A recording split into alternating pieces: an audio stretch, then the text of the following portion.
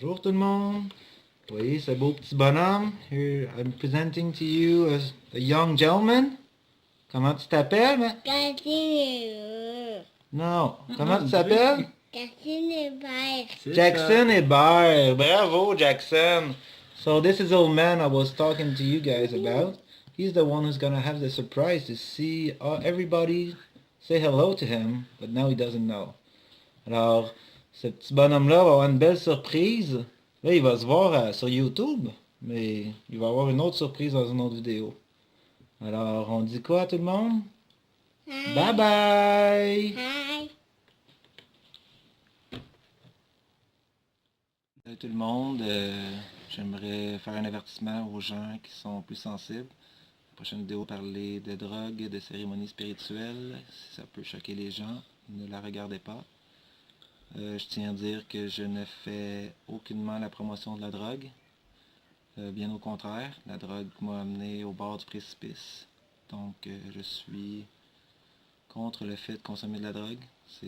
La drogue, c'est mal. Cette vidéo est à titre informatif seulement et c'est un récit de mon expérience personnelle au cours de la première semaine de mon voyage au Pérou en début septembre 2018. Je parlais de l'ayahuasca, qui est une plant medicine en anglais. C'est un remède, en fait.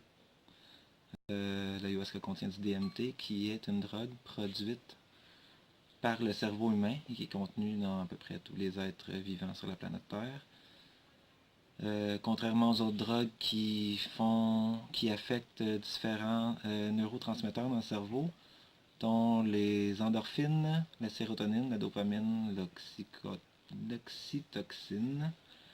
Ces drogues-là affectent ces neurotransmetteurs-là, les fait qu'elles sont relâchées à plus haute dose que normalement dans le cerveau. Donc, lorsque la drogue redescend, le niveau de ces transmetteurs-là redescend aussi, ce qui cause un manque et qui crée des downs et qui peut pousser la surconsommation et à continuer d'en prendre.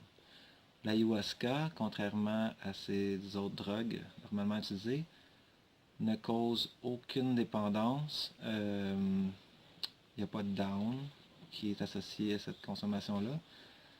Et le corps ne crée aucune résistance. Exemple, je peux en parler parce que j'en ai consommé. Les champignons, du LSD, lorsque vous en prenez pour une première fois, vous allez prendre une dose. Pour avoir le même buzz le lendemain, il va falloir que vous en preniez le double, 4 ainsi de suite. Au cours de mon séjour dans la jungle, on était supposé prendre une dose un soir, avoir une journée de repos, une dose un soir, une journée de repos.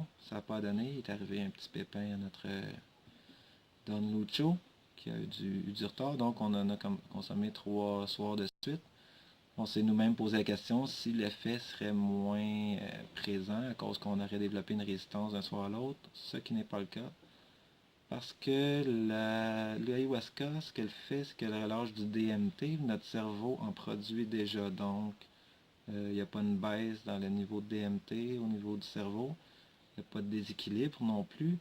Et même si il y a même un effet qui fait que ça ramène le niveau des autres hormones à zéro. Ce qui a pour effet souvent, chez les gens qui sont toxicomanes, de couper leur envie, leur besoin de reconsommer. Au Pérou, présentement, il existe environ 8 centres de désintox, puis le traitement principal, c'est l'ayahuasca. Non seulement ça crée un rebalancement des hormones, mais l'expérience que les gens vivent font qu'ils ne cherchent plus à s'autodétruire par la suite. Et le taux de décrochage chez les toxicomanes qui ont été dans ces cures est environ 80-90%, ce qui est bien au-delà des cures de désintox qu'on a ici en Occident. Alors, sans plus tarder, je tiens à dire que Don Lucho a 69 ans, notre chaman, consomme de l'ayahuasca au moins 3 fois par semaine. Il ne s'en trouve pas amoindri aucunement. Il est en pleine forme. J'ai jamais vu quelqu'un qui avait autant d'énergie que lui. Il accomplit tellement de choses dans une journée, c'est incroyable. Je suis allé au centre Capitari, près d'Iquitos. Une partie des profits sert à la conservation de la jungle. Et Don Lucho utilise une partie de l'argent aussi pour aider le village qui se trouve juste à côté, à 1 heure de marche dans une grosse boîte. Ils aident à faire des puits pour le village, bâtir des écoles et compagnie. Donc, on va commencer notre périple. On est le lundi. On se rejoint tous à un hôtel pour qu'un autobus vienne nous apporter. Je rencontre les 14 autres patients, si on veut. On prend un autobus, il commence à mouiller, ça commence bien parce qu'on a 1 heure de marche à faire dans la jungle. L'autobus nous amène sur le bord de la rive d'une rivière qui rejoint le fleuve Amazon quelques kilomètres plus loin. On embarque dans le bateau, on a une petite raide de bateau, genre bateau mouche, mais vraiment pas large. Il faut que tu équilibres le monde dans le bateau parce qu'on chavire, sinon on a une petite raide d'une demi-heure à faire. Arrivé à l'autre berge, on est à l'entrée du petit village que donne notre aide. Ils mettent nos sacs dans une espèce de gros 3 roues pour l'amener jusqu'au centre. Nous, il faut qu'on marche parce qu'il faut qu'on mérite ce qu'on va vivre. Donc, on marche sous la pluie dans la grosse boîte. C'est de la glaise. Ça colle ça d'épais en dessous de tes bottes. Plus que tu marches, plus que c'est lourd. Alors, personne ne se connaît, on est tous un peu gênés. On marche dans la boîte. Là, on dépasse des plus lents, on marche plus vite, plus lentement. Puis là, j'arrive côte à côte avec un gars qui je suis devenu très bon ami avec, qui s'appelle Tim. Tim, il vient de Chicago. Là, on jase, là, on se dit un petit peu qu'est-ce qu'on s'attend de notre semaine là, tu sais. On parle d'où ce qu'on vient, puis là, je dis, ah, ben, moi, je suis né en 82, j'ai 36 ans. Ah, ben, moi, tout, je suis né en 82, j'ai 36 ans. Puis on parle de qu'est-ce qu'on a amené dans notre pack-sac. Moi, je me suis amené un pas pire gros couteau parce que on passe une semaine dans le jungle, on sait jamais sur quoi qu'on va tomber, de un. De deux, je vais voyager sur des routes inconnues, dans un pays inconnu dont je ne maîtrise pas la langue. Donc, mon couteau, je l'avais mis en dessous de mon banc du char, puis je me suis arrangé pour que je puisse le dégainer assez rapidement. Au cas, on sait jamais. Une chance, je me suis pas fait fouiller par la police, parce que je pense que j'aurais peut-être été dans la merde. Lui, il me dit, ben, on est né la même année, puis on a pensé à la même affaire, parce que moi et tout, lui, il s'est amené un couteau de Rambo. Il dit, on n'est jamais trop sûr dans la vie. Puis, fait que c'est ça. Là, écoute, mine de rien, on a cliqué de même, on est devenu des best buds automatiques. Ne buvez pas de bière, les enfants, c'est pas bien.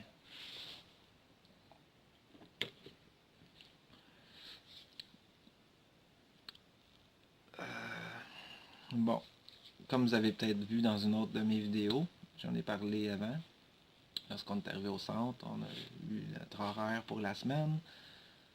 On a été mené dans le Kamala, qui est la grande hutte avec du screen tout le tour. Le toit est extrêmement haut, c'est fait tout en bois et en feuilles de palmier. Là, notre Franco National, notre infirmière de la place, lui, prépare les autres plantes, qui sont comme 5 petits vases, il nous donne 2 cuillerées de chaque. Il nous dit ça c'est pour nous nettoyer avant la cérémonie d'ayahuasca qui va avoir lieu le lendemain. Parce que si on ne se nettoie pas tout de suite, on va vomir puis peut-être purger par en bas bien plus que ce qu'on a besoin. Donc on nous demande de boire ça, on nous demande de boire 3 à 4 pichets d'eau. Ce qu'on fait, on entame le tout, on est 15 personnes, on se connaît pas, on est tous assis en rond, puis on commence à boire. Moi, un demi-pichet, je commence à vomir tout de suite. Le méchant commence à sortir. Tout le monde commence à vomir en même temps.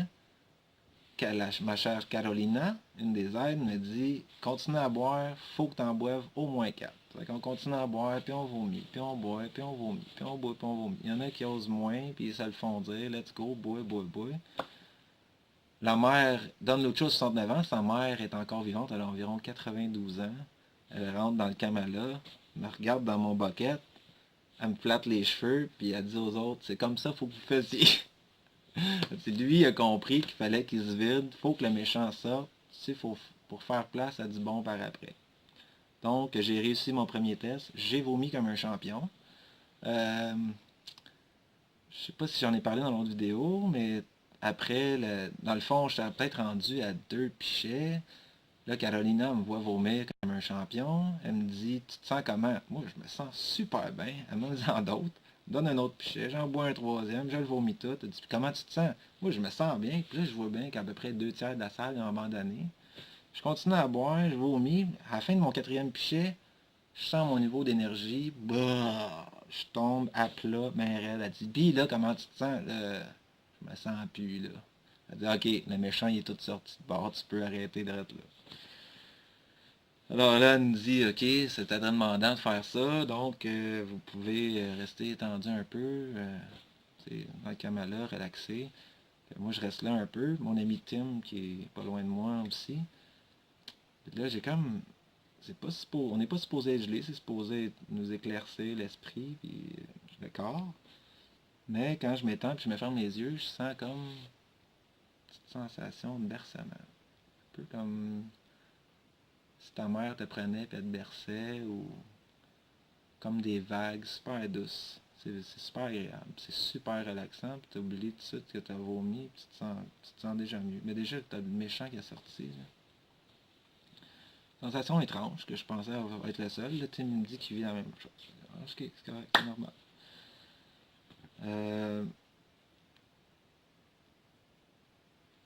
Plus tard dans l'après-midi, on fait un grand cercle, encore. Là, on parle les uns aux... Ben, on parle chacun notre tour des raisons qui nous ont amenés à aller chercher ce traitement-là.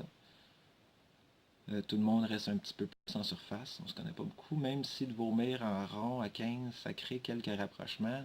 Tes inhibitions tendent à disparaître quand tu vomis face à face avec d'autres personnes, surtout que tu es complètement à jeun, donc tu t'en rappelles très vivement. Donc c'est ça, tout le monde parle un petit peu de ce qui les amène là, sans trop pousser la chose.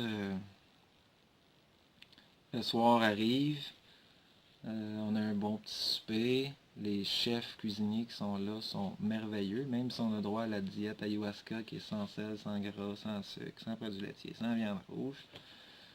C'est vraiment bon. C'est genre des lentilles, un petit peu de poulet, comment que ça s'appelle ces patates-là? Des patates sauvages là, qui poussent dans le jungle, c'est vraiment des grosses patates. En tout cas, c'est bon. Ou ben, ça, puis des... comment on appelle ça? Les bananes dans des plantains. Des plantains grillés. C'est super bon. C'est très nourrissant aussi. Puis on sait pas, mais il faut en profiter parce que c'est notre dernier souper de la semaine jusqu'à temps qu'on parte. Parce que le soir, tu n'as pas le droit de manger puisque tu vas te vomir dessus. Non, tu vas pas te vomir dessus, mais tu sais, ça va avoir plus de stock à sortir. Donc le soir, tout le monde est parti dans leur tambour, sauf moi qui reste dans la petite cafétéria avec Tim, William, qui est un gars qui était là pour sa deuxième semaine, et Carolina, qui est une des aides, une vénézuélienne, super gentille, le cœur sur la main. Puis là, c'est le fun parce qu'on a créé des liens avec elle, fait qu'on s'est senti un peu plus proche d'elle comme aide, fait qu'elle nous a aidé plus un peu que les autres aussi. On a pensé à notre affaire, mais non. On parlait de ce qu'on pensait de la drogue en général, du fumer du pot, parce qu'on fumait tout un petit peu de pot. Là, Carolina nous explique que l'esprit de l'ayahuasca, c'est un anaconda, mais c'est aussi une vieille femme. Une vieille femme sage, comme une grand-mère qui veut t'aider. Et l'esprit du cannabis, c'est comme une jeune folle qui court partout, la tête en l'air. Donc, ça colle pas bien ensemble. Tu peux pas fumer de pot pendant que tu es là. Anyway, ils font signer une décharge qui est très importante à lire et à signer parce qu'il y a des risques très dangereux liés à la consommation de l'ayahuasca. Si tu prends des antidépresseurs, certains médicaments, ça peut interférer avec le DMT et d'autres choses qu'il y a dans la plante. Ça peut causer euh, comment on peut des strokes en anglais, des crises quelconques. Il y a une personne qui est morte là en 30 ans, il l'avait pas dit, il faisait du speed à côté, puis il en a fait dans la journée avant même son trip, ça a fait qu'il a fait la rythme cardiaque, puis il est décédé. Mais écoute, tu t'en vas là, tu es supposé te plier aux règles, c'est important. Si tu n'es pas capable d'être franc avec eux, c'est toi qui as le problème. Autre chose qui est dangereux aussi avec l'ayahuasca, faut y aller de façon très ouverte.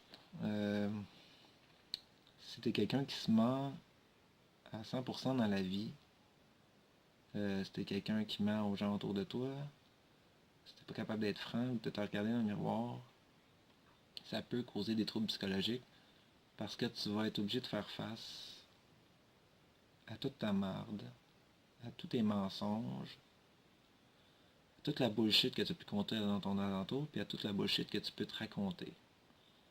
Et prenez-les pas mal, mais vous êtes toutes plein de bullshit. Tout le monde se raconte des menteries dans la vie pour se sentir mieux. Tout le monde ment aux gens qui les entourent pour les faire se sentir mieux. Tout le monde se fait des accroire. Il n'y a personne de parfait dans la vie.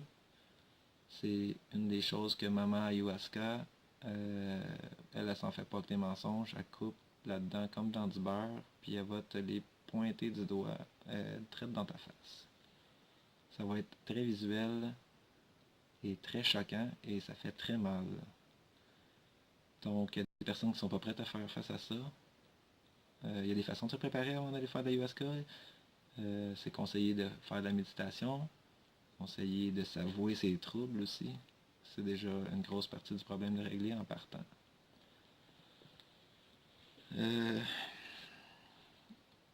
On a parlé un petit peu des champignons aussi. Carolina nous a dit que les champignons peuvent être dangereux d'une certaine façon. Parce que eux, leur esprit, c'est comme des petits enfants ou des petits gobelins, puis des fois, ils aiment ça jouer des tours. Puis elle nous expliquait d'où les bad trips. Eux autres, ça a l'air qu'ils se marrent en crise de l'autre bord quand tu bad trip. Peut-être ton bad trip va être amplifié, ils vont se marier encore plus. Donc, c'est pas la même chose. L'ayahuasca, c'est le seul psychédélique qui va te donner des leçons. Elle va te permettre d'apprendre, elle va te donner des leçons, et elle va te donner des solutions, et elle va te donner des réponses à des questions auxquelles il est impossible de répondre si tu ne lui poses pas la question. Elle va te montrer des choses que tu sais déjà dans toi, puis tu te caches, mais elle va aussi te donner des réponses qui est impossible de savoir. Ça vient du savoir universel.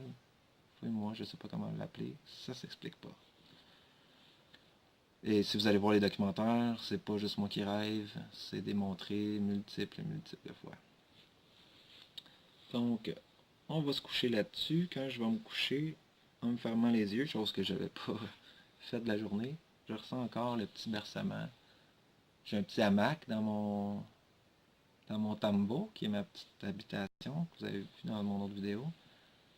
J'ai l'impression d'être couché dans mon hamac, mais je suis couché dans mon lit. Ça s'endort super bien. Puis j'avais eu un début de semaine assez rough, fait que ça a fait du bien de se reposer. Mardi matin. Mardi matin, on va rencontrer Don Lucho. Première chose qu'il faut que tu fasses, entre 6 et 7 heures, il faut que tu ailles voir Franco, qui va te redonner les mêmes affaires qu'il t'a donné pour te faire vomir, mais à dose moindre.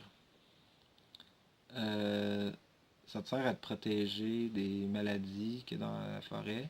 Moi, on m'a bien dit de ne pas prendre mes médicaments pour prévenir la malaria. On n'est pas dans la saison de malaria, puis ça peut interférer avec la plante, ça peut être dangereux.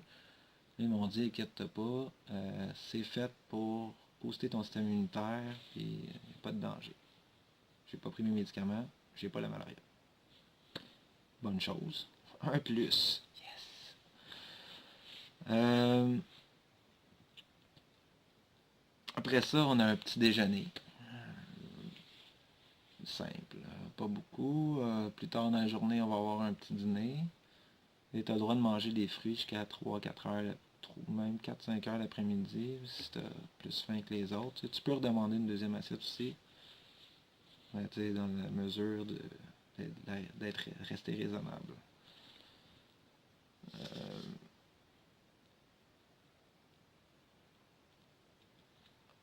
On refait une autre rencontre en cercle. On se parle un peu de nos impressions de notre vomissure et compagnie. Et après, un à un, on a notre rencontre avec Don Lucho où on exprime vraiment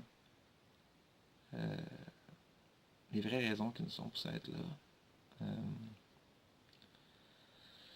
Que ce soit le manque de confiance en vous, que ce soit le mal de vivre, que ce soit crise existentielle, la trentaine qui fait que vous posez des questions sur où est-ce que vous vous dirigez dans votre vie, est-ce que je me fais une famille, est-ce que ça vaut la peine de continuer d'en voir ce que je suis. Toutes les raisons sont bonnes pour y aller. De toute façon, Maman Ayahuasca va vous enseigner toutes sortes de choses sur vous-même, et à chaque fois que vous allez en prendre, elle va vous montrer quelque chose de différent. Il n'y a jamais deux cérémonies qui se passent de la même façon.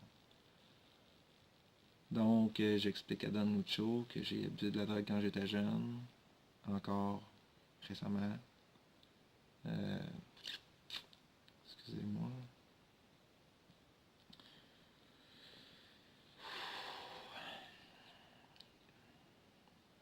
Un de mes blocages est dû à un épisode incestueux dans ma vie.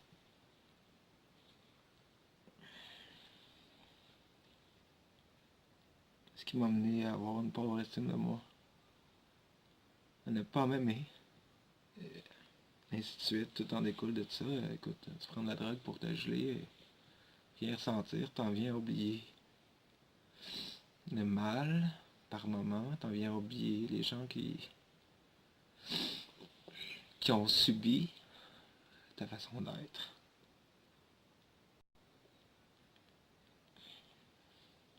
Je m'excuse à tout le monde. Pas pour ça, pour ce que je vous ai fait subir. J'étais pas bien.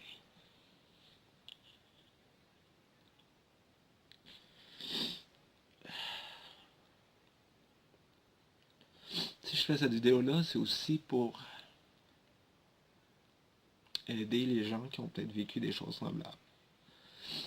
Ça peut peut-être vous donner une voie, une avenue de sortie positive, loin de toute cette merde-là.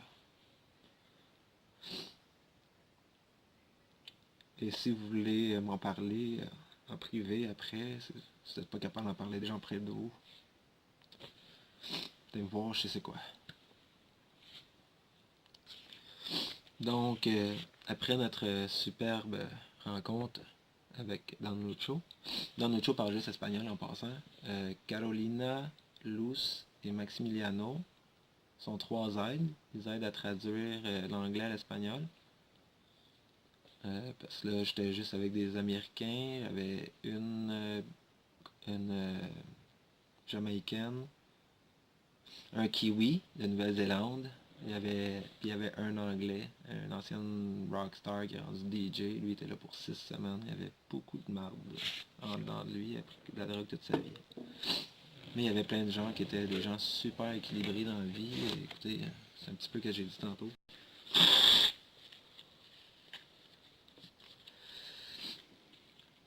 Donc, tout le monde fait son 1 avec Don Lucho. Don Lucho, tout d'après ce que tu lui racontes, recommande d'avoir, comme moi, j'avais 2 plantes de plus à consommer le matin avec Franco que d'autres personnes. Il y en a d'autres qui avaient 2 autres, mais différentes, tout dépendant du blocage qu'ils ont, de ce qu'ils ont fait dans leur vie. Après ça, où c'est que je suis rendu? Ah, on avait un bain de fleurs. Ça fait partie de la cérémonie. Ça te nettoie tes énergies, j'imagine. C'est comme de l'eau avec quelques fleurs sauvages. Moi, j'étais le premier à passer. C'est un bain. Fait que, mine de rien, j'ai dit aux autres que je m'étais... Ben là, ils disent, vous pouvez vous mettre tout nu, rester en boxeur. Moi, je me suis mis tout nu, let's go. C'est genre, tu pognes 2-3 pichets, puis tu te vides ça dessus, puis t'es supposé laisser les herbes de coller dessus, puis les laisser sécher un petit bout. Moi, je sors de là, je dis, là, ils voient que je suis tout mouillé, je dis, ben là, qu'est-ce que t'as fait? Ben, c'est un bain. Je me suis couché dedans, vous allez passer dans mes traces, hein? Ah, t'es pas sérieux, non. Pas sérieux. Il y en a 2-3 qui l'ont pensé. J'ai attendu, j'ai laissé une petite pause avant de leur dire que c'était pas vrai. Donc on y a ri un petit peu. Ça détend le bain de fleurs. Le soir arrive. Je suis extrêmement nerveux. Je sais pas à quoi m'attendre du tout.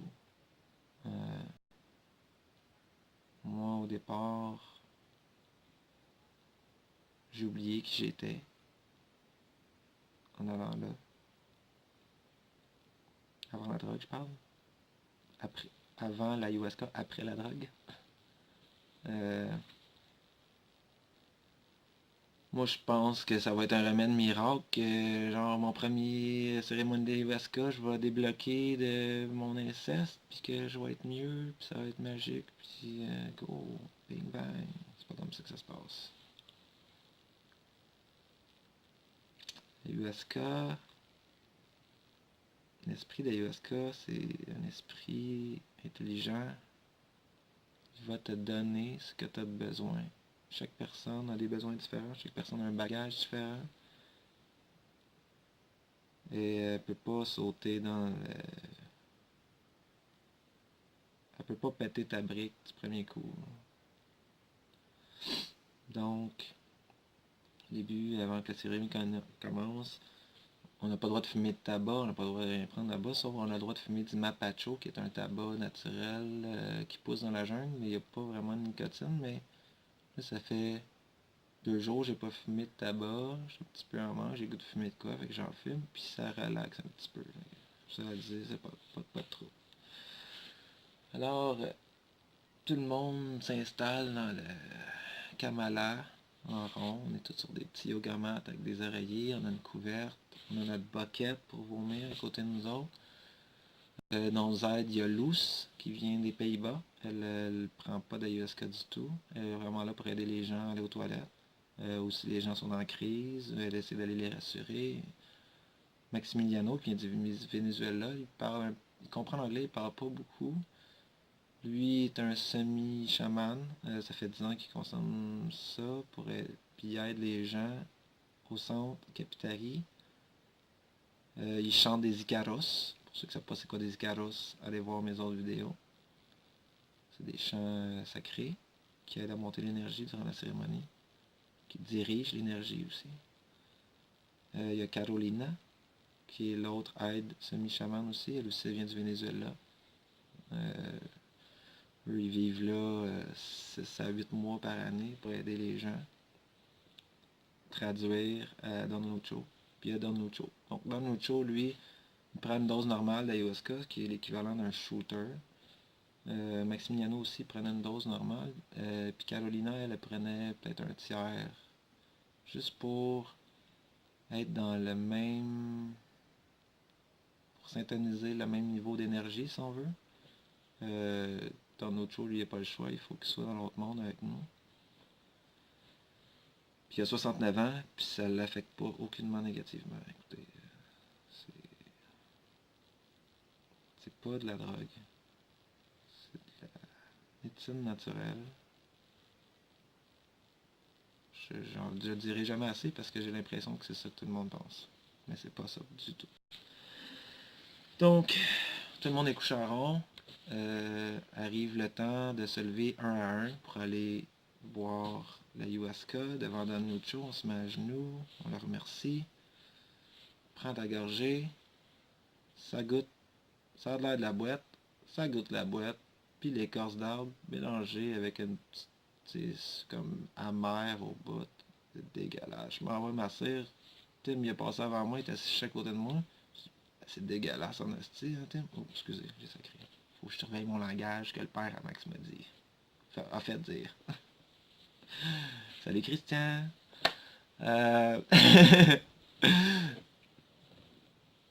Tim, il trouve ça bon. Là, on est 3-4 qui se regardent, on dit comme, Chris, t'es déjà gelé. Bon, un autre sac. T'es déjà gelé, mon grand. C'est dégueulasse, c'est pas buvable. Puis tu sais que ça va sortir. Fait que tu as goûté une fois, c'est sûr que tu goûtes 2 fois. Ayahuasca, qu'est-ce qu'on nous a expliqué? Qu'est-ce qu'on a ressenti plus tard aussi? On l'a vécu, c'est exactement ça. Tu la bois, la façon qu'ils expliquent ça, c'est que l'ayahuasca va se répandre dans ton corps. Elle va trouver où tes blocages, elle va trouver où tes mots. Parce que comme beaucoup de gens le savent, il y a des mots psychologiques qui se transfèrent au physique. Souvent les femmes qui ont été victimes de viol ont des crampes menstruelles beaucoup plus violentes que supposées parce que c'est des émotions qui sont enfouies dans le ventre comme. Quand l'ayahuasca va sortir, elle va traîner une partie de cette merde-là. Donc, tu vas vomir, tu vas avoir l'impression d'avoir vomi 3 litres de liquide. Tu vas regarder dans ton bucket à la fin. Puis juste une petite affaire de rien. Mais tu sais, tu as senti de quoi sortir. Ça fait sortir des vieilles émotions, des traumatismes, de la crasse, tout simplement, des résidus de merde de notre nutrition qui est vraiment pas bonne pour nous. La drogue, l'alcool, peu importe. Une fois que tu as fini de vomir, tu te sens irrité de la gorge, quelques secondes, mais tu te sens libéré de quelque chose que tu comprends pas tout de suite. C'est comme par après que tu te rends compte que tu acceptes plus certaines choses. Tu as pardonné certaines choses quand ça s'est sorti. Donc, je prends mon premier shooter, je prends mon shooter de l'ayahuasca, on s'étend, ils laissent juste une chandelle allumée le temps qu'on se relaxe. Après ça, ils éteignent la chandelle parce que le troisième œil va s'ouvrir et étant donné qu'il y a des nerfs optiques qui sont reliés à cette glande-là, qui est la seule glande qui n'est pas divisée en passant dans le cerveau puis elle est direct dans le centre. La lumière qui rentre dans tes yeux, elle se rend jusqu'à elle. Donc, s'il y a une lumière, ça fuck ton buzz, ta cérémonie, tes visions. Donc, il faut que ce soit fait dans le noir total. Ça laisse place aussi, j'imagine, aux esprits de se manifester plus. Je sais pas trop. Il y a des gens qui ont dit que pendant les cérémonies, ils sentaient qu'il y avait d'autres gens à côté d'eux. Il n'y a pas personne qui est rentré dans le Kamala. Donc, Don Lucho commence avec sa petite fan. Au bout de 20-25 minutes, la petite fan qui fait. Moi, j'ai toujours l'impression que c'est un battement d'ailes d'oiseau. C'est ça que ça me. C'est tout le temps ça que je voyais quand j'entendais ça. Il commence à chanter son premier carrosse. Son premier carrosse, c'est toujours le même à toutes les cérémonies. C'est celui qui attire l'esprit d'ayahuasca dans le Kamala. Qui attire l'énergie de la jungle, qui attire un peu de tout. J'avais vu des documentaires, je ne m'étais pas renseigné plus que ça sur les possibles premières visions, donc on peut être témoin. L'ayahuasca étant une vieille dame ou un anaconda, souvent l'anaconda se manifeste en premier, parce qu'elle veut te crisser la chienne. Moi je suis couché sur le dos, je commence à voir des petits points lumineux, super beau, ça devient noir.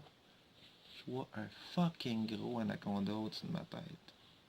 Je vois juste le début de son cou et sa tête, mais je vois pas sa peau. C'est comme un esprit d'anaconda. Je vois juste ses contours, puis c'est tout rose, lumineux, le contour de ses yeux rose. Ses yeux, ils brillent jaune. Là, il s'en vient, il descend sur moi, la gueule grande ouverte. Pour une raison que j'explique pas, j'ai pas peur, mais j'ai vraiment pas envie qu'il vienne m'arracher à la face. Et il y a quelques années, j'ai eu des passes plus spirituelles que d'autres. J'ai demandé à rencontrer mon animal totem. Au beau milieu de la nuit, je l'ai vu sortir de la noirceur dans mon esprit. C'est une fucking grosse panthère noire. Et je vois le serpent qui s'en vient sur moi. Je sais que ça se passe dans l'autre monde. Donc j'appelle mon gardien. Et, t'as pas besoin de l'appeler 3 fois, la panthère arrive de côté, elle arrache la tête. Les visions, elles arrêtent direct là. Fuck, qu'est-ce que je viens de faire? Je viens-tu de me défendre? Je sais pas. J'ai appris plus tard qu'il fallait laisser le serpent te mordre ou te manger ou t'avaler. Les visions ont arrêté parce que maman Ivaska était pas contente. Je me défendre vis-à-vis d'elle. J'étais supposé. Quand tu vas là, t'es supposé offrir aucune résistance. Il faut que tu y ailles pleinement, le cœur ouvert, avec amour. Et il faut pas résister d'aucune manière. Donc, ça, c'était une forme de résistance. Ça a pris 20 minutes avant que ça recommence, la vision recommence. Et, chose assez incroyable, ceux qui font du yoga depuis longtemps en parlent, ils ont ouvert leur troisième œil, ils sentent de l'énergie passer par leur front. Quand tu n'as jamais vécu ces choses-là, c'est assez étrange, mais oui, je sentais un rayon d'énergie direct dans mon front. Ce rayon d'énergie-là s'est transformé en espèce de rayon avec plein de lumière qui rentrait dans ma tête.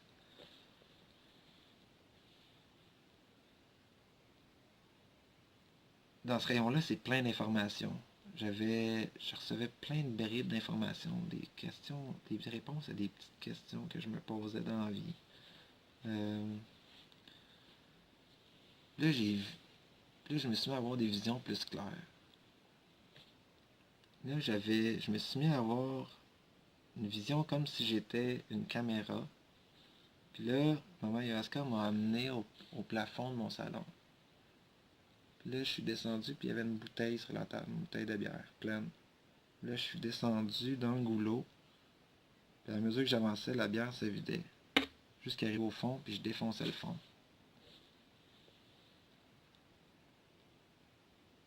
Là, j'ai dit, ok, c'est beau, j'ai compris. J'ai pas besoin de me rendre au fond de toutes les bouteilles. C'était clair. C'était pas. J'entendais pas de voix, c'était qu'est-ce qu'elle me montrait, puis je savais que c'était ça qu'elle voulait dire.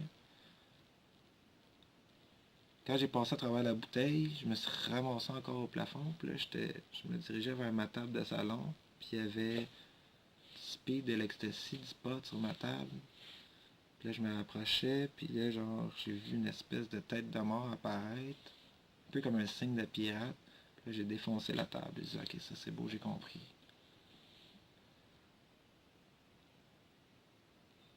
Là, les visions ont comme. Là, ils ont changé. Chose qui est vraiment étrange, les visions sont pas toujours. J'ai l'impression. Je dis mon champ visuel, mais mes yeux sont fermés, puis quand je bouge, puis je voyage, je suis couché, moi je bouge pas. Là. Quand les Icaros, il prend des pauses entre les Icaros, le, le nombre de visions diminuait, puis l'énergie abaissait. Quand je commençais à chanter, mes visions revenaient, puis l'énergie en pièces, elle revenait. C'était assez incroyable à expliquer. Puis qu'est-ce qui est vraiment étrange, c'est que quand je connaissais une baisse, là, je revenais semi dans le monde physique, mais j'entends tout le temps les chansons, là, tout le long des chants, des visions, j'entends les escalos sont toujours présents. Sauf que là, quand il arrêtait de chanter, là, mon champ de vision se divisait. J'avais comme si j'avais la vision terrestre dans le bas. Puis là, je pouvais m'ouvrir un œil, puis je voyais les gens dans la pénombre, un peu leurs ombres. Puis j'étais super conscient de ce qui se passait dans la pièce. Puis, dans ma télé du haut, si on peut dire, je continuais à avoir des visions. Fait que j'étais comme conscient à deux niveaux en même temps, ce qui était vraiment étrange, mais tout était extrêmement clair. C'était pas, c'est pas comme si j'essayais de regarder deux télés en même temps puis essayer de comprendre avec mes deux yeux. Je comprenais tout, j'étais conscient de tout en même temps. Là, les visions recommencent, le rayon rentre dans mon front. Là, moi, je me dis, le cave, on m'a pas dit de me laisser aller. On m'a dit, moi, je me disais, je suis là pour ça, je veux voir les choses. Madame à côté de moi, Becky, faut pas que je dise trop de noms, mais celle-là, Becky, elle a perdu son mari il y a 2 ans. Elle est en deuil depuis 2 ans. Elle a mal. Elle résiste beaucoup à ce qui se passe. Et elle vomit beaucoup. Au point où, qu'à un moment donné, elle dit God, is this fucking thing gonna stop? Elle, ça vient par vagues. Elle reçoit des vagues d'énergie, mais à cause qu'elle essaie de résister à ce qui se passe, chaque vague d'énergie qu'elle a, le cœur il lève, elle vomit. Le cœur il lève, elle vomit. Là, à un moment donné, elle a mal. Là, Carolina, elle se lève, là, elle dit, là, faut que tu lâches prise. Lâche prise, tu n'auras plus mal, il faut que tu laisses les choses aller. Ça, c'était une des leçons que Maman Ayahuasca avait montré, c'est de lâcher prise sur ce qui lui est arrivé. Puis c'est quelqu'un qui aimait vraiment contrôler tout dans sa vie, au point où ce que c'en était maladif. Donc c'est une façon de lui montrer de lâcher prise. Carolina est allée la voir, elle a fait quelque chose, je ne l'ai pas vu, il fait noir, mais elle est pas loin de moi, fait que je l'entends. Elle a dit quelque chose. Elle a arrêté de vomir. Elle se sentait pas bien, mais à partir de ce moment-là, les vomissements ont arrêté. Moi, on est à mi-chemin à peu près dans la cérémonie. Puis là, je veux que ça débloque. Je veux vraiment, mais vraiment que ça débloque. Je veux péter la petite mur qui m'empêche d'avancer. J'avais lu et vu que tu peux revivre totalement l'expérience traumatisante que tu as vécue. Tu te ramasses dans la pièce où ce que tu étais. Tu vois tout ce qui se passe. Sauf que tu le vois sans haine. Tu le vois sans colère et tu pardonnes. Et ça permet d'intégrer la douleur et de passer par-dessus. Donc moi je sens le flux d'informations, de savoir qui rentre dans mon esprit. Là je décide de pousser.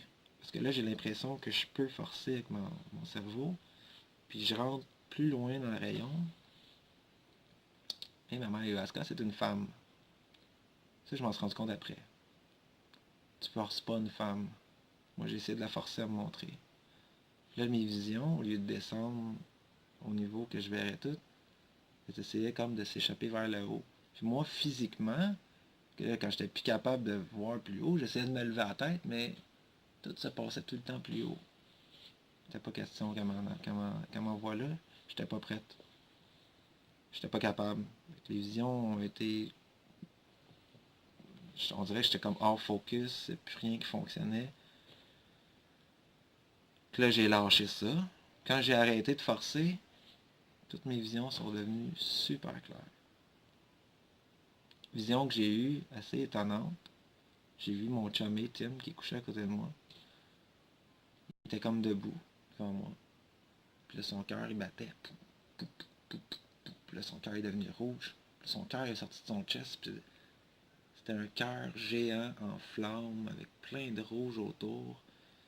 Puis ça, c'est ce qui a fait que j'avais connecté avec. C'est quelqu'un qui a un cœur énorme. Puis ça, on a appris à le connaître durant la semaine, mais c'était comme la confirmation de ce que j'avais ressenti de ce gars-là. C'est que ce gars-là, il voudrait aider tout le monde qui était là, puis c'est ça que c'était en réalité, parce que s'il y aurait eu un capitaine de notre équipe des Kings, ça aurait été lui, c'est sûr. Écoute, il s'en faisait pour tout le monde, il voulait aider tout le monde, il voulait que tout le monde se sente bien. Puis moi, ça a été la première personne à qui j'ai parlé des vraies raisons pourquoi j'étais là, puis il était tellement tout le temps en train de me backer, let's go, ça va bien aller, tu vas réussir, tu sais, lâche pas. Quand j'ai dit que j'avais eu une vision de lui le lendemain, puis que c'était ça, il est parti à brailler. Il dit, y a pas gros des gars qui m'ont fait brailler dans ma vie, puis tout a réussi. Fuck, ok. C'était une vraie vision, tu sais, ça l'a pogné au cœur, pour de vrai. Donc, la cérémonie arrive à sa fin, il reste 5 minutes, là j'entends... Puis le chant qu'Ayahuasca veut sortir, puis qu'elle ramène de quelque chose avec elle. Tout le monde avait déjà vomi 2-3 fois. Moi, c'était le premier coup, puis c'était juste à 5 minutes de la fin. Tu as le temps de te lever parce que tu la sens remonter, ça remonte tranquillement. On dirait que c'est quelque chose qui rentre dans ton œsophage. Je prends mon bucket, je vomis. Ah, chose j'ai oublié de dire, après 2 heures de cérémonie, ils vont allumer une chandelle. Ils vont proposer aux gens de boire une deuxième dose, s'ils en ressentent le besoin.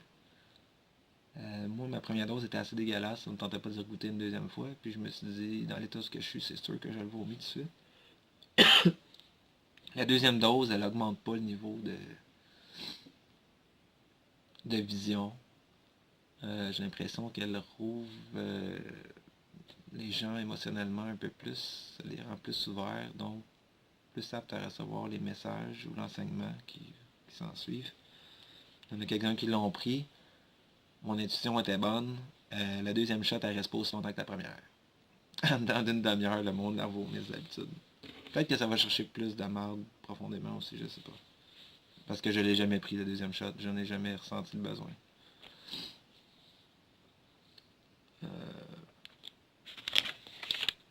Ça c'est 2. Je suis désolé, je suis perdu un peu dans mes affaires. la soirée se termine. Il nous propose de rester couché dans le camelon. On peut dormir là si on veut. Parce que, chose étrange, dans le noir, sans point de référence, t'es pas désorienté du tout. Puis, dans ta tête, t'es ultra conscient de tout. Donc, tu penses que t'es vraiment top shape. Quand tu as un point de référence, lumineux surtout, ils allument une chandelle, là tu te rends compte que ton champ visuel, il est tout fucked up. Ça shake d'un bord puis de l'autre. Tu passes tes bras devant toi, tu as une traînée en arrière de tes bras. Tu te lèves debout, t'es comme quelqu'un dessous, mais pas dans ta tête. Dans ta tête, t'es super lucide, c'est juste comme le corps qui suit pas totalement. Moi, je suis resté étendu une petite demi-heure là. Puis c'est pas parce que la cérémonie est finie que les effets de l'ayahuasca s'en vont. Tu as les yeux fermés, puis tu peux encore avoir des visions, tu peux encore avoir savoir qui t'est donné, des réponses. À partir de là, une demi-heure plus tard, là, je me suis levé, je suis parti dans mon tambo. Tu vas te coucher, t'es fatigué, tu penses que tu vas dormir. L'ayahuasca te laisse pas dormir. Mais tu vas dormir avant 4h, 5h du matin. Donc ça continue. Ça te permet de réfléchir à ce qui s'est passé, mais t'es à semi dans l'autre monde, fait que t'as des idées qui sont pas nécessairement les tiennes, qui t'aident à gérer ce qui s'est passé, si on peut dire. Le lendemain matin, les 4h, 5h du matin, tu t'endors, à 7h, il faut que tu ailles voir Franco. Parce que si t'es en retard, il va te le dire. Tu te lèves pour aller voir Franco, tu bois tes petites potions. Tous les matins, il faut que tu fasses. Moi, j'en ai 2 pots de plus à boire, 2 cuillerées de plus que les autres à boire à cause de ce que j'ai dit à Don Lucho. Pour ça, tu vas manger. Petit déjeuner, des fruits, beaucoup d'eau, ça fait du bien. Du thé.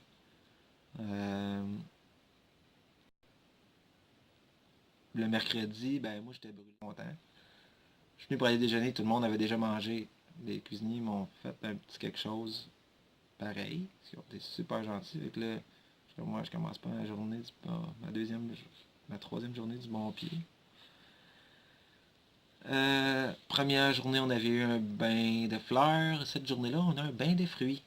Puis c'est la mère, elle donne Lucho qui t'arrose. Puis elle prend bien soin de m'en shooter un bucket d'un boxer. Faut que je sois fruité partout. C'est vrai que ça fait plus. Super fine, la madame. Pas fine, là, mais super fine.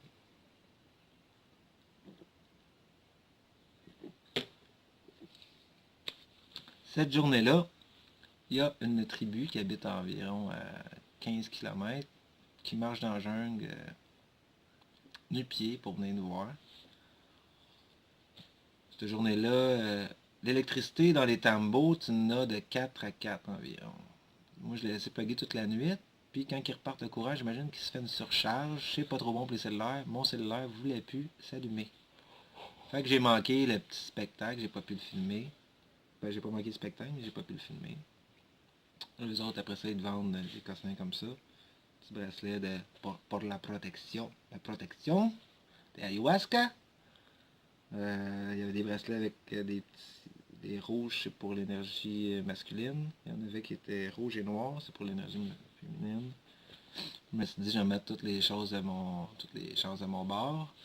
Dans la ville, au départ, je vous l'ai montré l'autre fois, je m'étais acheté un pendentif avec l'ayahuasca et une griffe de jaguar pour être connecté au monde animal, me protéger. Peu importe, moi, je voulais all the way. Hein. Je vais me protéger un petit peu, on sait jamais. Donc après ça, on a un petit exercice, on fait de la peinture, on essaie de représenter qu'est-ce qu'on a vu un peu, qu'est-ce qu'on s'attend. Moi je suis pas bon au dessin, fait que j'ai fait une espèce de soleil d'un bord, une lune de l'autre, représenter 2 énergies. Moi j'étais comme l'énergie du centre. L'énergie négative, elle me faisait saigner, l'autre, elle m'amenait vers la lumière. C'est comme ça que je me sentais, je suis comme déchiré entre deux, mais les dernières années, je tirais plus vers le fond, là. Depuis que j'avais pris la décision que je m'en allais là, je sentais que la lumière commençait à briller de mon bord. malgré tout. C'est là que j'ai poussé le plus.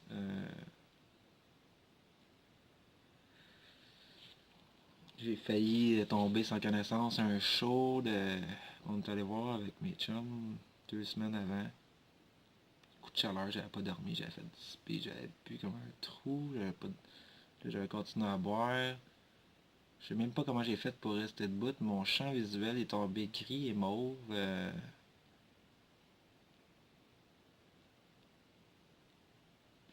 J'aurais dû tomber à pleine face, j'ai réussi à toffer, je sais pas. Ça a pas dû être trop bon pour mon corps, ça. On dirait que plus que je m'approchais de ma libération, plus que ça me faisait peur. J'avais peur aussi de ce que j'étais pour voir, donc je suis comme calé encore plus dans la boîte. Je suis pas fier de ça. Fallait peut-être que je le fasse, je sais pas. Aucune idée. Quand t'es sur le chemin de l'autodestruction, pas grand chose qui a du sens, anyway. Donc pour continuer, j'ai voulu fumer du Mapacho. Ça m'a levé le cœur. La Ayahuasca faisait effet, je pense. Elle avait commencé à me cleaner. J'avais comme commencé peut-être à me cleaner. J'avais même pas le goût de fumer ça. Qu'il n'y avait même pas de nicotine dedans. Ben, c'est comme ça que je l'ai interprété moi, en tout cas. Arrive le soir. Non, attends un peu, j'ai oublié de quoi. Ah oui, bien sûr. À toutes les journées qui suivent les cérémonies, on a notre cercle entre nous, les 15 personnes, plus Don Lucho, les interprètes. Où on parle de ce qu'on a vécu. L'interprète traduit à Don Lucho. Don Lucho interprète ce que tu as vu. Si tu n'as pas été capable d'interpréter toi-même, il te donne des conseils à suivre pour la prochaine fois. C'est de t'aider aussi à dealer avec ce que tu as vécu. Là, les liens se resserrent énormément entre les personnes. Parce que là, tout le monde raconte très ouvertement. Il y a une personne qui ne voulait pas en parler, mais t'attends. Tout le monde s'ouvrait, puis c'était des derniers à parler en plus. Il y a eu l'exemple des autres, puis tout le monde s'est ouvert. Là, tout le monde parle de leur extase. Il y en a qui ont eu des visions incroyables. Il y en a qui ont vécu la pire nuit, de leur vie. Ça te rapproche énormément. Tu es au courant des plus grands secrets des gens. Tu es au courant de la force de caractère qu'ils ont pour s'être rendus ce qu'ils sont là. Du courage démontré. Tout le monde veut que tout le monde réussisse à sortir, à passer à travers l'épreuve qu'ils ont passée.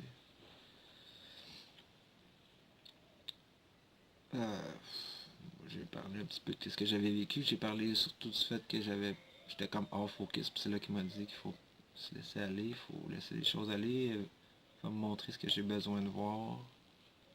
Il va répondre à mes questions si je force pas. C'est ça. Faut que tu te laisses, faut que tu t'abandonnes, faut que tu t'ouvres totalement à ma ayahuasca.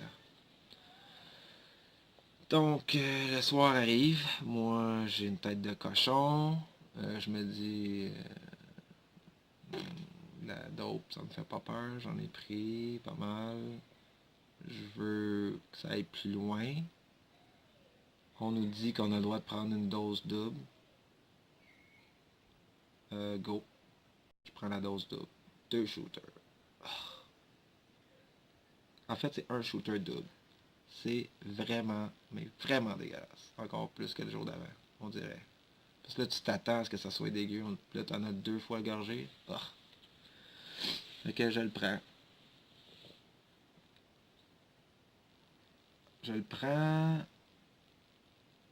en me disant que je vais vivre de la merde. Que je suis prêt à l'affronter. Mon chum Tim qui est à côté de moi, qui me supporte, qui me touche. Let's go, man, ça va marcher cette fois-là. Les lumières s'éteignent. On attend que ça commence. Moi, les premières visions que j'avais eues du serpent ont commencé dès le premier Icaros, le premier soir. Donc, le premier Icaros passe. Rien. Deuxième Icaros, rien. Je commence à être déçu. Troisième Icaros, rien. Je commence à être fâché. Je commence à sentir de la colère dans moi. Je commence à être vraiment frustré. Je commence à... Plus que ça avance, je deviens fuckingment impatient. Je taboute. Je suis de plus en plus fâché, j'ai de plus en plus de colère. Je commence à me détester comme jamais je me suis détesté dans ma vie. Qu'est-ce que tu calisses ce innocent? Ça t'aidera pas. C'est rien de la merde, ça marche pas. Là, ping! Mes pensées suicidaires que j'ai eues par période dans ma vie se rassemblent toutes en même temps. Une en arrière de l'autre, toutes les façons que j'ai pensé de me tuer.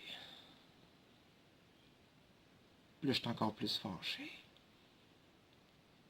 Là, j'ai encore plus de rage. Puis je vois encore plus noir. Puis la nuit, puis la petite cérémonie, elle achève pas. Puis les chansons continuent de s'enchaîner, puis je suis encore plus en tabarnak. L'ayahuasca elle sort. Fine, je m'en calisse. Ça me fait juste un petit peu plus mal que j'avais tantôt. Plus que ça va, plus pire que c'est. Je sombre dans ce que j'ai appelé plus tard la nuit noire de l'âme.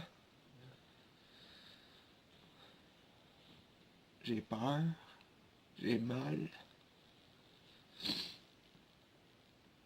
je me déteste, je veux que ça finisse, mais ça finit pas. Là, j'étais écœuré d'être couché sur le dos. Fait que j'essaie de me coucher sur le côté, le corps étant ce qu'il est, de façon innée, la position fétale, c'est une position réconfortante psychologiquement pour le corps. T'es pas ici pour l'avoir doux, mon gars. T'as pas le droit de te coucher puis de te réconforter. À la minute que je me couche en position fétale sur le côté, l'acide remonte avec l'ayahuasca. Même si j'ai déjà vomi.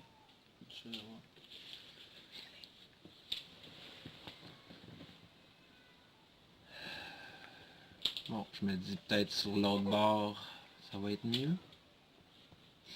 J'essaie de me coucher sur le côté droit. J'essaie de me réchauffer. À la seconde que je suis couché sur l'autre bord, pas question que tu te fermes, le gars. T'es là pour aller jusqu'au bout. Fait qu'elle m'envoie des reflux acides. J'ai le goût de vomir comme jamais. Je suis obligé de masser pendant 15-20 minutes. Là, ça tourne encore. J'ai pas une fucking vision de toute la crise de nuit. Pas une. Juste noir. Des mauvaises idées. De la mort, de la peur, de la haine. Un en arrière de l'autre. Fait qu'elle elle veut que je reste couché sur le dos. Que je reste ouvert. Que j'absorbe pleinement toute cette noirceur qui émane probablement de moi. Et là, tout d'un coup, je sais que la cérémonie elle va finir. Il chante son dernier carrosse, comme de fait.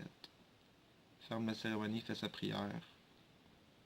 Il allume la lumière, la chandelle. Je me lève aussitôt. Je décalisse dans mon tambour. Je dis là, je vais dormir. C'est de la vraie merde. Je m'étends dans mon lit, je me ferme les yeux. Ça continue. Pire. Ça empire. Je crie dans la jungle.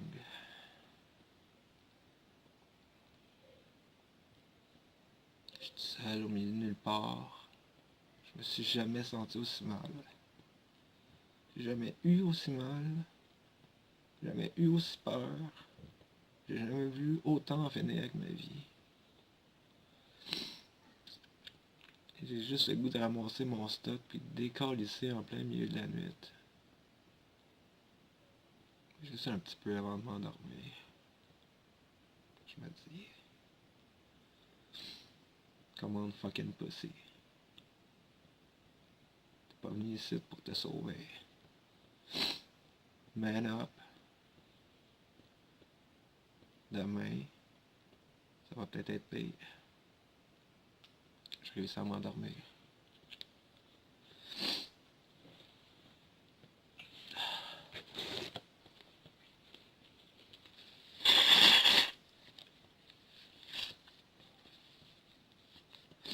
Je me réveille le lendemain, je me dis, prends une bonne nuit de sommeil, ça va aller mieux.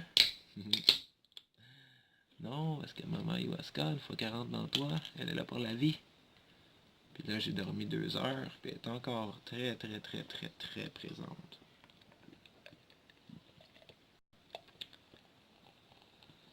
Alors, je t'ai calissé de la vie. Je m'en vais voir Super Franco. Je suis super content de le voir. Je prends mes shit. Ça va comme un champion. Je m'en vais m'asseoir tout seul. Je m'en vais pas rejoindre les autres. Je me statue sur mon cellulaire avec mon petit jeu. Tim, il voit bien qu'il y a quelque chose qui marche pas. Il s'en vient s'asseoir à côté de moi. Il me touche. Ça, moi, il essaye d'engager la conversation, ça marche pas. Moi tout, j'ai des petits jeux. Je garde. Ça sert à rien. Faut parler avec les autres. Je suis complètement fermé. Rien à faire. J'étais jeune, je dis pas un mot. Arrive l'heure de la discussion de groupe. Ah oui, j'ai oublié. C'est une chose très importante. Pendant ma nuit noire de l'âme, j'ai eu un flash. Phrase d'Oppenheimer avec les images. Oppenheimer, c'est le gars qui a inventé la bombe atomique. Et au moment où ils l'ont relâché sur Nagasaki et Hiroshima, il a écrit dans ses mémoires I am become death, the destroyer of worlds. Je suis devenu la mort, le destructeur des mondes. Et cette phrase s'est transformée en I am become death, the destroyer of me. Je suis devenu la mort, mon propre destructeur.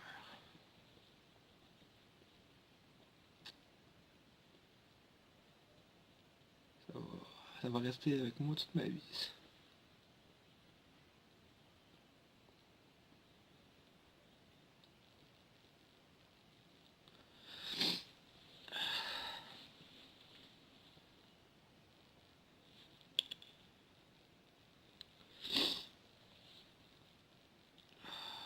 Fait que le lendemain arrive la réunion de groupe.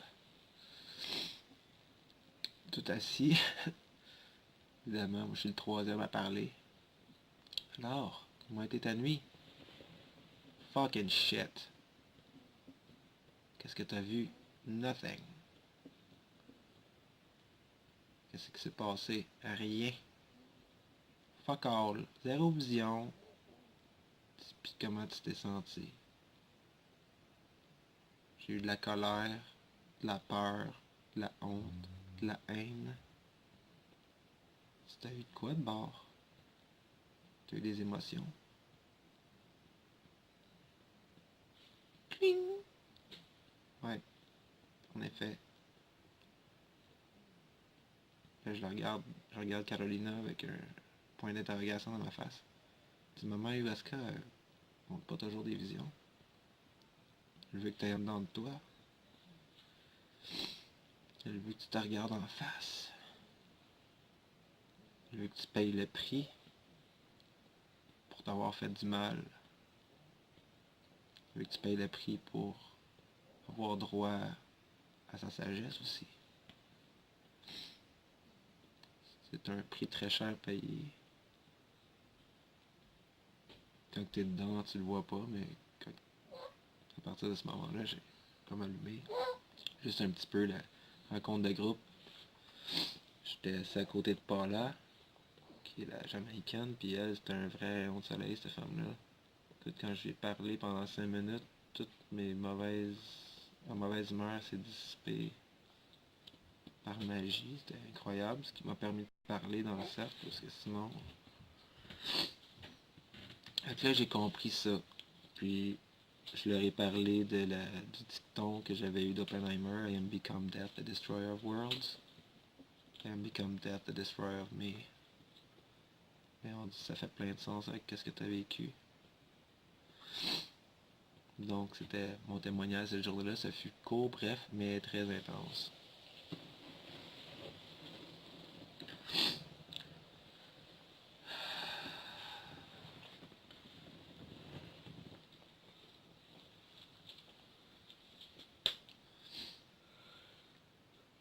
Le jeudi arrive. Oh non, non, on est le jeudi. On est le jeudi matin, c'est vrai, excusez. Donc là, on a la visite des Indiens chez Pibo. Un petit spectacle. J'achète des cossins, des peintures, super belles, hein.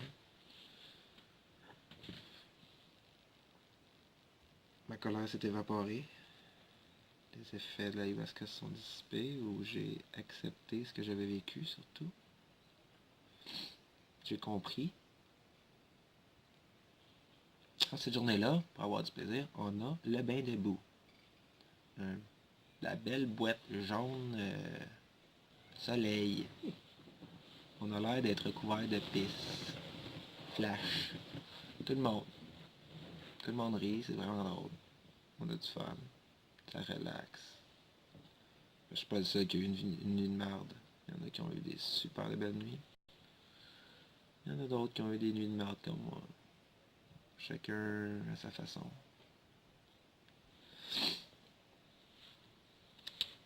On se douche, on se repose. Et j'ai tellement de support de tout le monde qui sont là. Tout le monde est en arrière de moi. Ça m'a aidé à aller positif aussi. Tout le monde veut tellement qu'on réussisse. On est tous là pour s'aider, puis moi je supportais ceux que je pouvais aussi. Une fois que mon positif est revenu, j'étais correct. J'étais full pin ces autres avec. Là. Écoutez, moi tout, je veux que tout le monde réussisse. Là. On est là pour ça.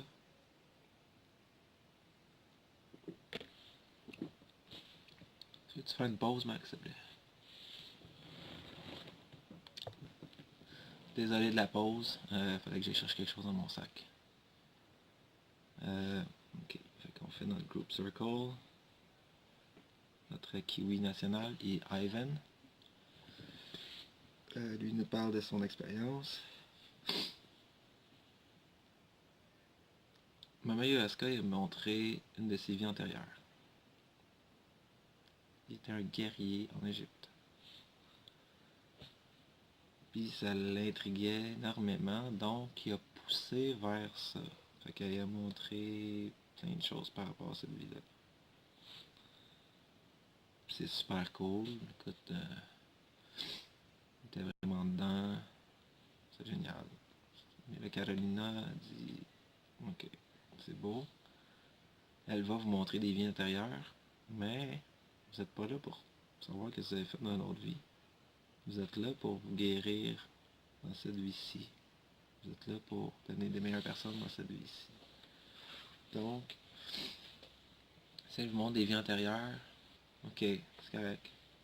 Mais poussez pas vers ça.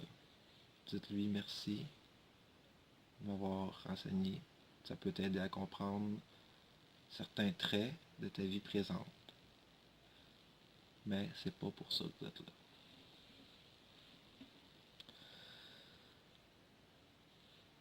Acceptez tout avec amour qu'elle vous présente, le mal comme le bien. C'est pour votre bien qu'elle vous fait du mal. C'est drôle, mais c'est vraiment ça. Moi, elle m'a aidé, je ne le voyais pas à ce moment-là, mais elle m'a aidé à intégrer toute cette douleur-là. Passer par-dessus et à le laisser derrière moi.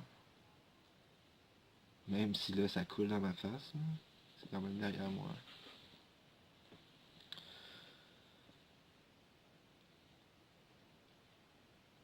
Alors, ce soir-là, Je parle avec Don Lucho. Il va s'en faire un peu pour moi. Il me dit à 4 soirs, Étienne, tu vas boire 4 doses. Dose de champion. Dose que j'ai su par après qu'il donnait seulement aux soldats qui revenaient de la guerre qui souffraient de troubles post-traumatiques, de PTSD. Je suis comme, wow, on va avoir un esti de ride. Ça va être bon? Ça va être pas bon? J'étais nerveux, les autres shots, là, je suis nerveux, sacrément. C'est dégueulasse, une double. Une quadruple, c'est encore plus dégueulasse. Il me dit, t'as besoin de ça pour briser le bloc que t'as.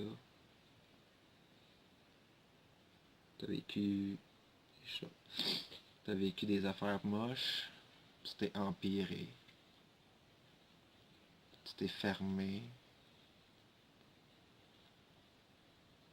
T'es arrivé d'autres choses que j'ai pas à parler présentement dans ma vie parce que je veux pas. C'est pas à moi de le dire parce que ça implique d'autres personnes. Mais c'est des choses qui m'ont fait perdre confiance envers les femmes.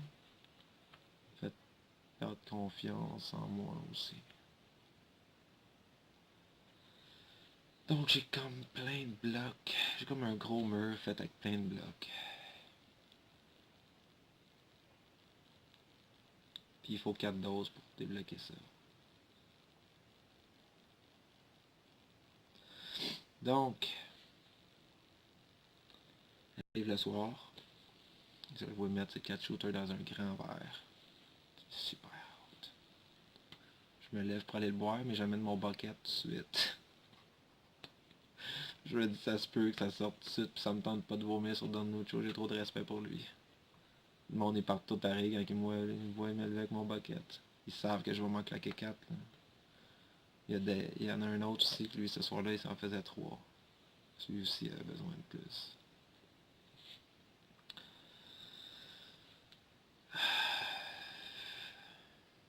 Je viens pour je m'agenouille devant Don Nucho. Luz me regarde, Carolina me disent là, prends-le avec amour. Prends-le avec confiance que ça va aller mieux. Je le bois. Avec cette idée-là en tête. C'est moins dégueulasse. Tant mieux. C'est vraiment weird, d'ailleurs. J'avais peut-être pas cette intention-là quand je l'ai bu le premier coup. Peut-être que Tim, qui a trouvé que c'était bon, était totalement ouvert lorsqu'il l'a pris. Écoute, ça goûte pas bon, là. Mais c'était 10 fois moins pire que quand je l'ai bu le soir d'avant, puis j'en avais bu 2.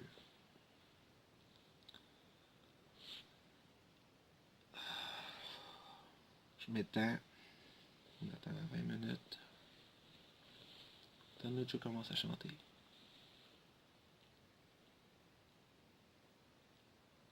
J'entends une voix. Voix super douce.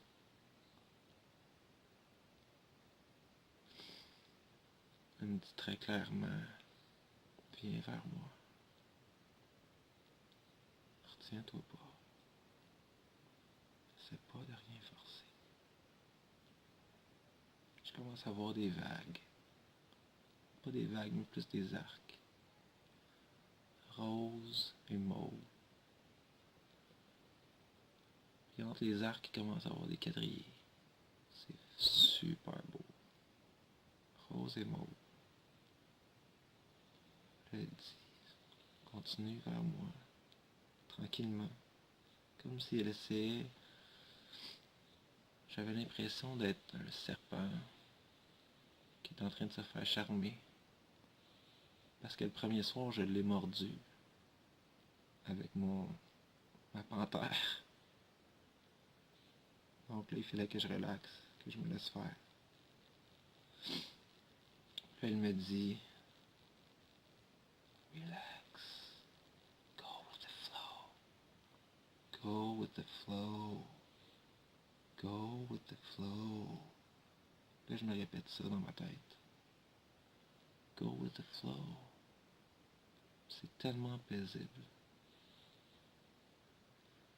Là, je deviens une goutte d'eau. J'ai plus de corps. Je suis une petite goutte d'eau.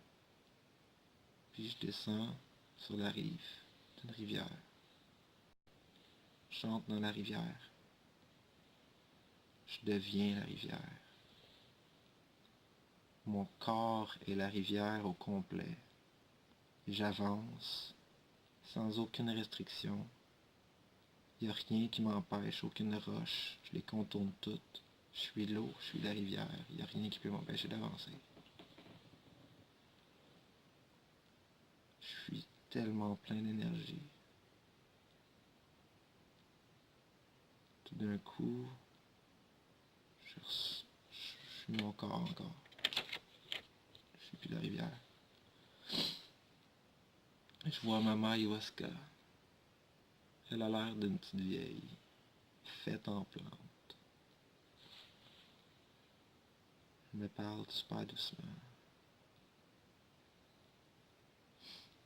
Faut pas que je m'en fasse avec des niaiseries dans la vie. Faut que je laisse les choses aller. J'ai pas le contrôle sur tout. Faut que j'arrête de me faire du mal. Et tout à coup,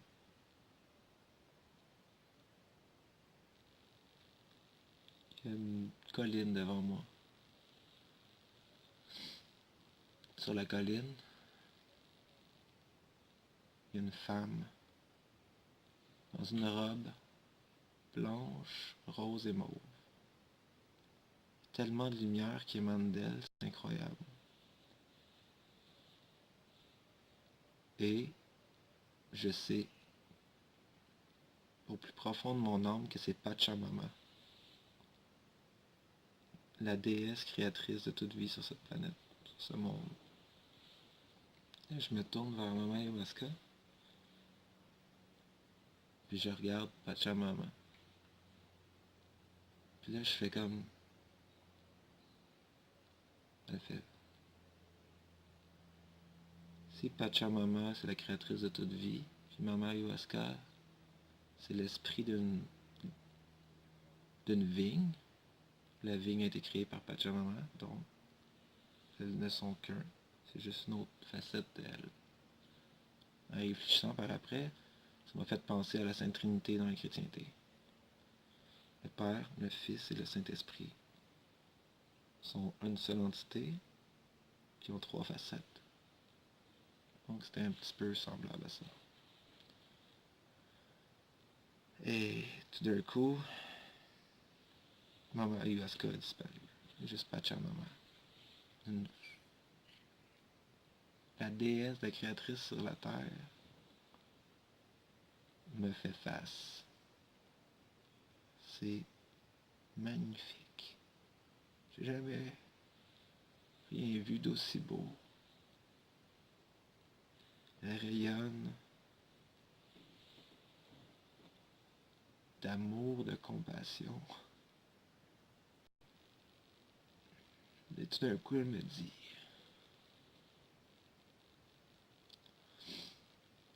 ce serait important de t'aimer. Elle fait ça avec ses bras. Puis il y a une vague d'énergie qui part d'elle. S'en vient sur moi. Au moment où ça me frappe,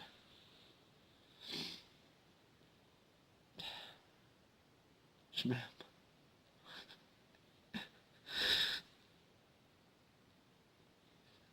C'est indescriptible, c'était mon cœur, c'est mon âme. Puis je suis tellement plein d'amour que j'irradie. Puis il y a de l'amour qui émane de tout mon être. Puis elle m'en envoie un autre. Puis là, mon cœur il s'ouvre. Puis elle en envoie un autre. Puis là, c'est de la compassion pure. Puis un autre. Puis là, je suis capable de tout pardonner ce qui m'est arrivé.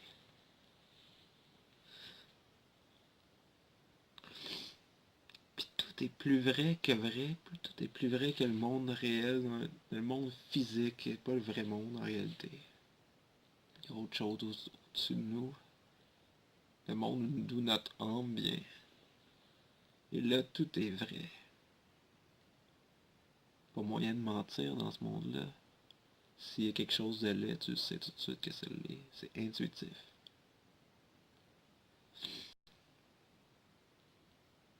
Là, je pleure dans le Kamala. Je pleure parce que je suis pas capable de contenir tout l'amour comme Dante. C'est merveilleux.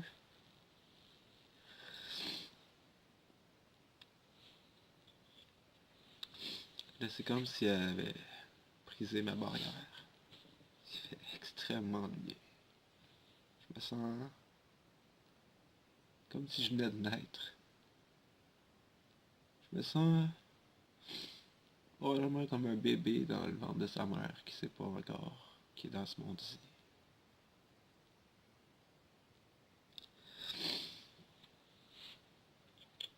À un moment donné,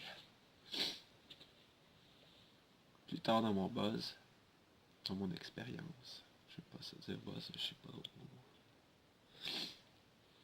J'ai repensé à comment tout ça avait commencé. Pourquoi dans plein de peintures j'ai vu du vert, du bleu, du rouge. Moi j'ai vu juste du mauve et du rose. Puis c'était comme des arcs. Là, je me suis dit, c'est drôle que ce soit ça que je vois. Qu'est-ce qui me fait penser à ça? Un lever de soleil, l'aube, teinte de rose et de mauve qu'on voit dans le ciel. Puis là, pour une raison qui m'échappe, je me suis mis à réfléchir à si j'avais du linge, qu'il y avait ça, du rose et du mauve. J'avais le goût d'en porter. Parce que c'était beau. Puis là, je me suis rappelé. Puis là, 2 ans, j'ai acheté un t-shirt. Puis ça, on a parlé. Dans nos conversations, dans les journées, on parlait que dans l'autre monde, le temps, ça n'existe pas vraiment. Le temps, c'est relatif, même vis-à-vis de la science.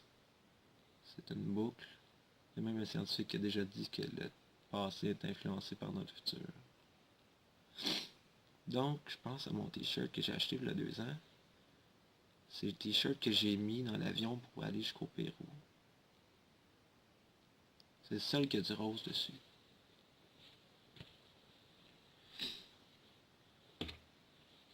C'est en avant. C'est tout petit.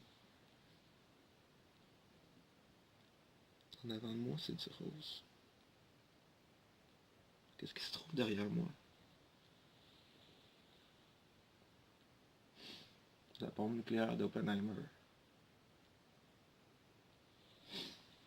Donc, ma destruction est derrière moi.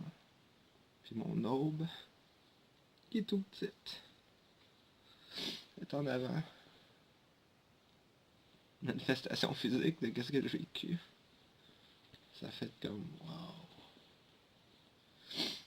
Il est petit le rose, mais c'est un départ.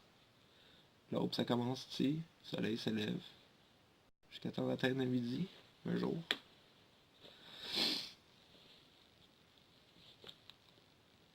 Que j'avais porté ce t-shirt-là pour aller au Pérou, ça me dépassait. Je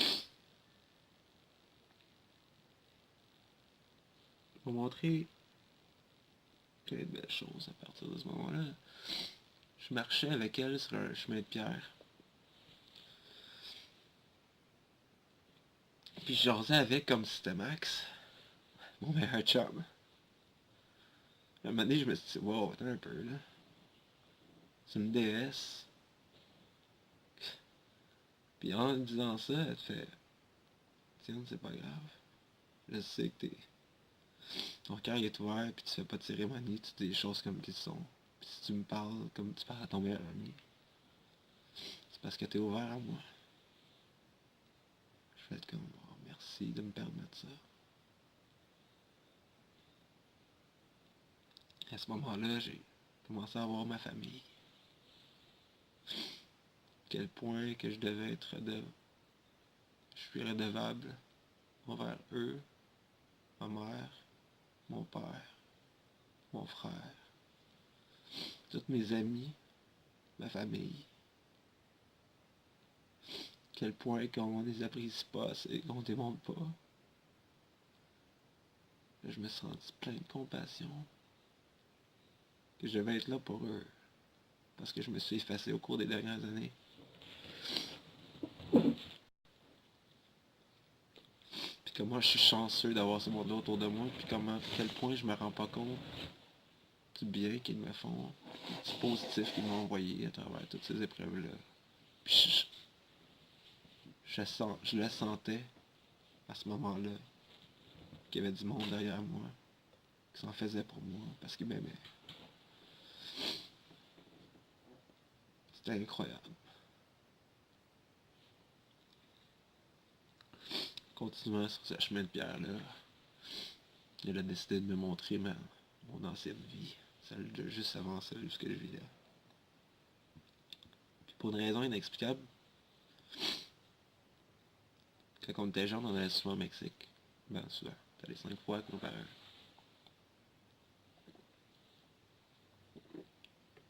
Je me suis jamais senti dans un pays étranger lorsque j'allais au Mexique. Je me sentais chez nous. Je n'ai jamais été capable de l'expliquer pourquoi. Puis dans les mois précédant mon voyage, j'étais allé à SAQ acheter du rhum. Il y avait une sorte de rhum que j'avais jamais vue. La bouteille, elle m'a attiré énormément. Le rhum s'appelait Abuelo. Abuelo, ça veut dire grand-père en espagnol. J'ai acheté une fois. C'était correct, c'était pas le champagne du rhum. Je suis retourné une deuxième fois, puis cette bouteille-là m'attirait encore. Abuelo. J'ai trouvé ça bizarre, puis je savais pas ce que ça voulait dire, je suis allé voir sur la net, ça voulait dire grand-père. C'est beau. À ce moment-là, elle m'a montré, dans ma vie précédente, j'étais une abuela. J'étais une grand-mère au Mexique, qui s'occupait de ses petits-enfants. Puis j'ai compris des fois des façons que je me positionne, que j'ai l'air d'une petite vieille. Puis je suis parti à rire. Puis là, je suis revenu dans le monde réel, puis j'étais placé exactement comme la grand-mère que j'étais dans ma vision. Puis là, j'ai parti à rire encore plus. Puis là, Tim, ça l'a sorti de sa vision, puis il m'a touché, puis il a dit « Yes, I'm happy, man. Things are going well. You're laughing. » Donc là, j'ai pensé à Carolina, qui avait dit que c'était correct à tout le monde, qu'il fallait continuer. J'ai dit « Ok, merci beaucoup de me l'avoir montré. J'ai compris quelques affaires. Il est temps qu'on continue. » Puis les dernières années, je sais pas pourquoi, c'est sûrement par rapport à ça, j'ai tout le temps l'impression d'avoir besoin d'aider des jeunes que je voyais qui avaient moins d'argent ou qui avaient l'air d'être dans la misère. Ça vient sûrement un petit peu de là. Ensuite, elle m'a montré une montagne avec plein de petites balles dessus. Chaque petite balle, c'était des petits stress, des petites niaiseries qu'on s'en fait à tous les jours. Une petite balle, c'est pas grave. Mais quand t'as 3000 petites balles une par-dessus l'autre, ça devient pesant. Quand elle m'a regardé, elle a pris un grand balai, puis elle a donné un coup dedans, puis ils ont tous disparu d'un coup. Puis là, je me suis senti léger. C'est drôle. J'avais plein de questions dans ma tête, puis il y a des gens qui disaient qu'ils lui posaient des questions. Ça c'est comment, ça c'est comment. Moi, j'avais pas besoin de poser des questions. Elle me donnait juste des réponses. Dans le monde physique, si tu aurais 10 personnes qui te parlent en même temps, puis qui te donnent 10 réponses en même temps, tu comprendrais fuck all. Mais là, dans le monde supérieur, elle me donnait 10 réponses en même temps, puis je les comprenais toutes en même temps. Comme savoir universel, ou je sais pas trop, mais c'est pas géré par ton cerveau, donc tu peux comprendre toute l'information qui t'est donnée.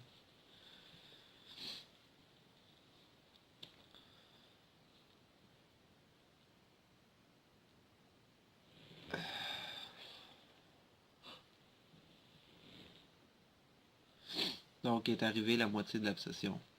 Là, ils ont demandé au monde s'ils voulaient avoir une deuxième coupe. Quand il a fini le mot coupe, j'ai gerbé drette là, juste à l'idée de penser de la boire. Puis l'autre gars, qui en avait pris 3, il s'est mis à gerber à l'autre bout de la salle en même temps que moi. On n'a jamais gerbé de même de toute la semaine. Le méchant, il est sorti. Je pense que c'était la petite pile de marde qui venait de balayer à tout remonter d'un coup. Puis là, j'étais crampé en vomissant parce que j'entendais l'autre qui se vidait jusqu'à son fin fond aussi en même temps. Puis je savais que c'était lui parce que juste à sa voix, c'était clair que c'était lui. Puis à ce moment-là, Pachamama a disparu. Il y a comme eu un flash de lumière, puis elle est devenue juste Mama Ayahuasca. Elle avait plus besoin de me pousser autant, j'imagine. L'autre était correct. Fait que là, j'ai demandé pour aller plus profond dedans, pousser plus. Là, elle a dit, t'as pas besoin d'aller plus profond dedans, on est en dedans depuis tantôt. Fait que là, j'ai demandé, ouais, mais qu'est-ce qu'on fait avec ce qui m'est arrivé quand j'étais jeune? Elle m'a montré.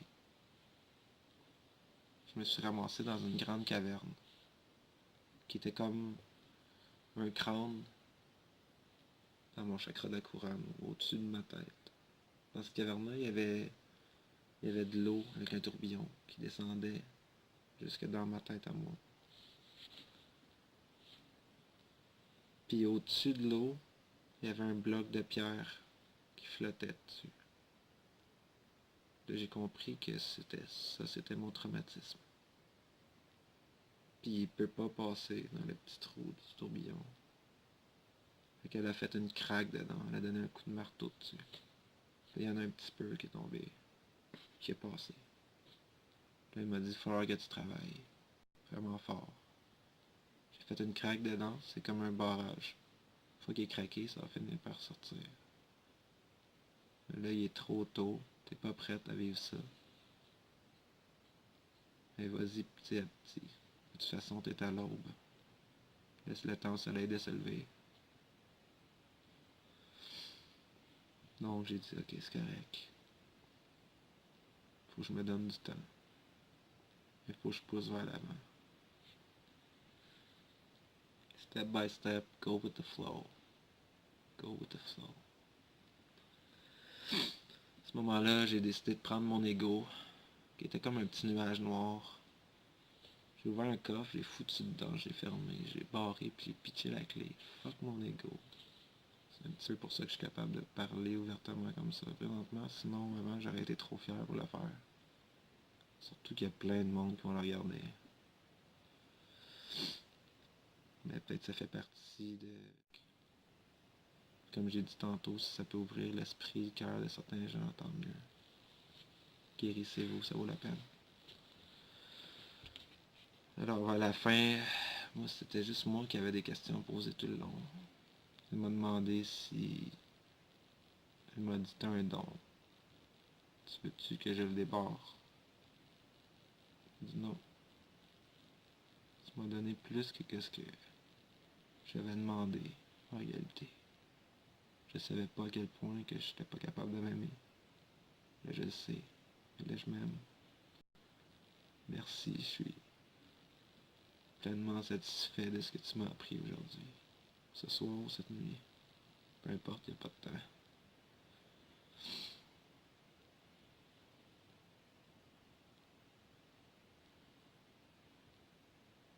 Alors j'étais pleinement satisfait de mon expérience. La cérémonie s'est terminée quelques instants après. Tout était timé par la perfection.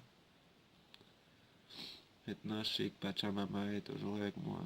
Il va m'aider à traverser, à rester positif, voir la vie avec amour, compassion, reconnaissance.